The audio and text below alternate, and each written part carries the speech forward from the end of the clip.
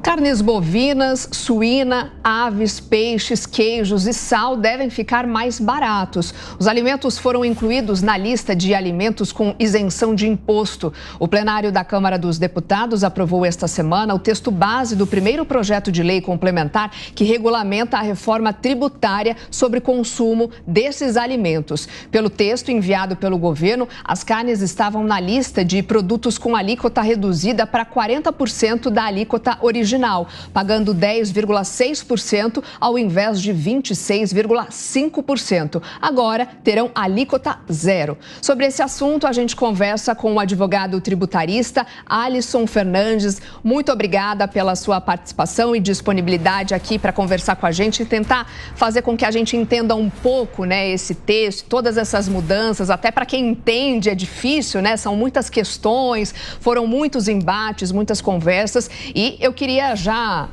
perguntar para você se, na sua visão, né, na sua avaliação, o populismo ali em favor, né, do lobby que se fez, principalmente do setor do agronegócio, também dos supermercadistas, falou ali mais alto nessa votação do projeto da regulamentação da reforma tributária na Câmara dos Deputados, incluindo então esses itens que eu disse, principalmente a carne ali, que era a grande disputa e a dúvida, né, se entraria ou não na cesta básica nacional.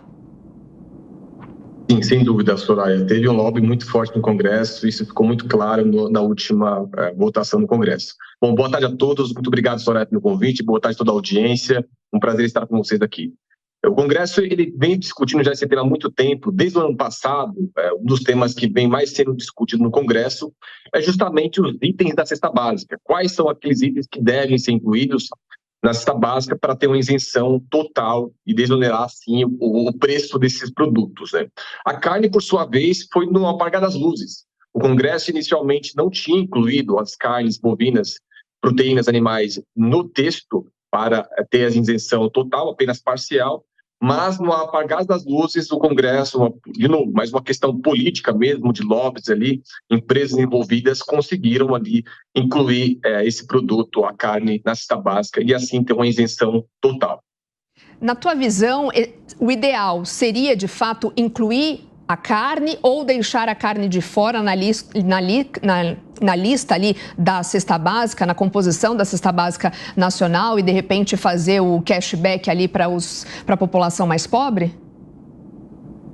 Soraya, sim, a minha avaliação é que isentar de forma geral a carne na cesta básica pode não atingir de forma efetiva a intenção de dar uma redução da carga tributária para as pessoas de baixa renda. O melhor modelo, na minha avaliação, sim, Soraya, seria, de alguma forma, usar o modelo cashback que foi implementado, está no texto da reforma tributária, direcionando essa isenção não para a população de forma geral, porque acaba, de fato, atingindo também a população que tem um maior poder aquisitivo. E o cashback, por sua vez, o modelo que está sendo tentado através da reforma é direcionar o retorno dos tributos pagos nesses produtos apenas para a população de baixa renda. Então, na minha avaliação, seria um modelo mais efetivo para conseguir atingir uma justiça social mais adequada no que diz respeito à isenção, retorno de tributos sobre carne bovina, por exemplo. Alisson, eu vou incluir aqui no nosso bate-papo o nosso comentarista Gustavo Segrelli também vai te fazer uma pergunta. Segrelli. Boa tarde, Alisson. Prazer em te ouvir. O presidente Lula, há pouco tempo atrás, ele manifestou que ia taxar as carnes com os cortes nobres, deixando alguns outros alimentos vinculados aos frangos, por exemplo, sem nenhuma taxação. Depois foi mencionado que não seria taxado absolutamente nada. Depois falou que voltaríamos, o governo, a taxar as carnes e seria esse sistema de cashback que parece ser o mais efetivo para ajudar realmente a quem deve ser ajudado. E agora, como você muito mencionou, no apagar das luzes, foi inclusa a carne e não terá imposto nenhuma, independente do corte, independente de quem consuma. O que você atribui que aconteceu para que tantas idas e voltas concluam com uma isenção total quando o próprio presidente queria taxar a carne? Quem interveio aí com mais força como para que não sejam taxadas? Bom, sem dúvida, Segre, obviamente tem o contexto também das empresas, né, o lobby corporativo das empresas que estão envolvidas no setor, né, isso ficou bem claro no Congresso, as discussões, as associações que estavam envolvidas, né, no Congresso para, de alguma forma, colocar as suas ponderações sobre o texto, teve uma força política, assim, que influenciou nessa inclusão. Do lado do governo, Segre, havia sempre uma preocupação no que diz respeito a essa isenção, o impacto disso na futura alíquota base. Porque, como nós sabemos, quando você reduz, de alguma forma, a carga tributária, dá alguma isenção com benefício setorial, alguém tem que pagar a conta. E essa conta pode ser paga através da alíquota ser majorada. Hoje, como nós sabemos, o governo vem discursando que a alíquota média padrão deve ficar em 26,5%, mas na medida que vai aumentando essas isenções setoriais de produtos, pode elevar essa alíquota e aí, de alguma forma, não causar algum desconforto para o governo que está, de certa forma, também sendo precursor, digamos assim, dessa reforma tributária no Congresso. Então, havia um desconforto do lado do governo com relação a tentar assegurar, do ponto de vista, essa isenção para evitar o aumento da alíquota base, mas, por outro lado, as empresas, as associações voltadas ao setor das carnes e etc., forçou bastante no Congresso e acabou tendo a vitória ali, incluindo esse item na cesta básica e, portanto, tendo a isenção total. A gente abriu essa entrevista, né, falando ali que as carnes bovinas, suína, aves, peixes devem ficar mais baratos. Agora sim, via de regra, né, toda a redução de imposto pode, claro, baratear o preço de um determinado produto. Agora, em que momento isso deve acontecer? O preço da carne pode demorar a cair? E aí, quando vier, o efeito também na inflação pode ser gradativo? Olha, Soraya, essa pergunta é muito boa porque nós temos que lembrar porque a reforma tributária ela é uma longa caminhada. Existe um processo de transição do velho modelo para o novo modelo. Então, a partir de 2026, nós passaremos a ter um modelo novo.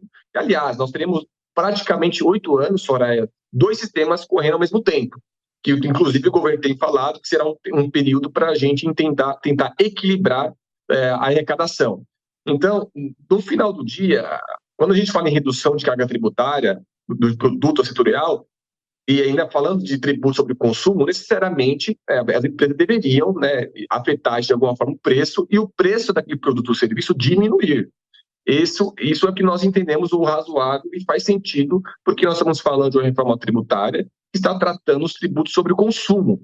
Aqueles tributos, portanto, que quando a empresa forma o preço daquele serviço ou produto, ela inclui aquele imposto.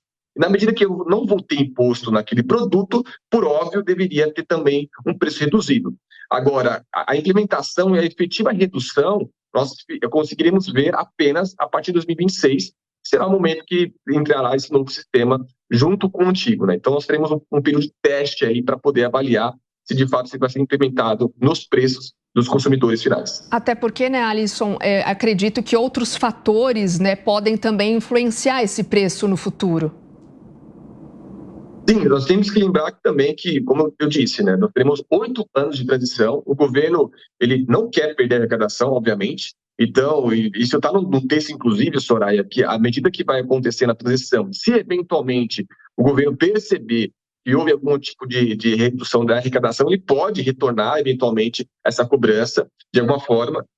Então, a gente espera que isso, obviamente, tenha um retorno para a população do que diz respeito ao preço, mais uma vez dizendo, e a economia, de alguma forma, ser beneficiada, porque o consumidor, quando compra um produto mais barato, né, ele consegue sobrar um pouco de dinheiro da sua renda familiar e destinar para outros produtos e serviços, né? Então, nós desejamos que, de fato, isso seja aplicado no preço que as pessoas irão consumir ali os produtos, né? No caso aqui a cesta básica, a carne, para poder efetivamente ter efetividade essa redução tributária na carne bovina.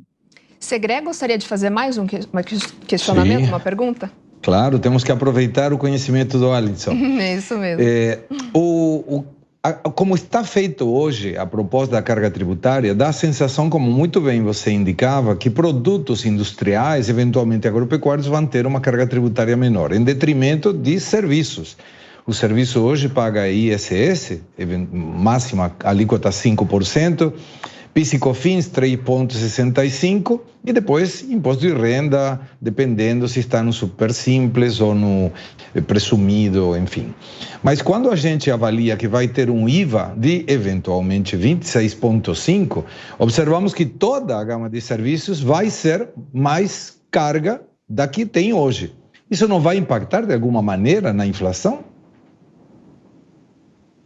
Sim, esse também é outro ponto muito polêmico. Durante todo o trâmite dessa reforma no Congresso, ficou muito evidente, Segre, que o setor do serviço, sim, pode ser um dos grandes setores prejudicados nessa reforma tributária e, portanto, tendo um aumento da carga tributária.